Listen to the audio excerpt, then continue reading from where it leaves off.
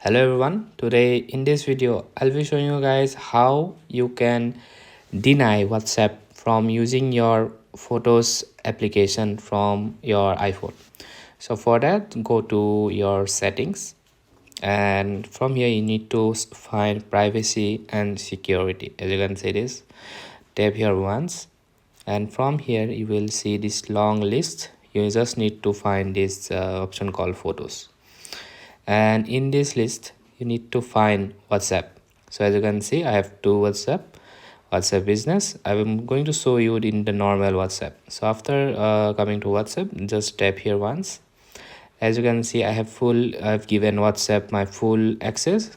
The WhatsApp can see all of my photos from my photos application. So what I need to do is just tap here, and now WhatsApp won't be able to browse through my photos on my iPhone.